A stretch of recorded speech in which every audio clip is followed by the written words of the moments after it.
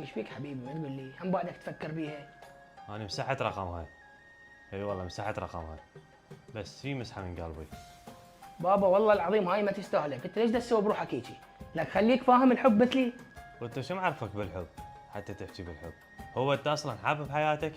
وليش دا احب اصلا؟ ما يحتاج، يوميا اقرا بوستات واقرا كتب، في مشاكل اصدقائنا ويا زوجاتهم كافيه. يعني انت خبير بس بالخيال. بابا انا دا احكي لك شي واقع. لك والله افهم مني، الحب مو لازم تجربه، الحب لازم تحلله.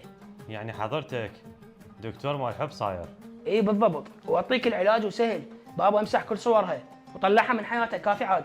بس تدري اسوي حسابات وهميه واعطيها لايكات واطب على ستورياتها واتابع كل حالاتها. بس تدري والله صوتي بابا انت حالتك حرجه ويحتاج لك تدخل طبي. هو ينصح وانا تاذى. هو الحب بالعراق عباره عن فوضى منظمه.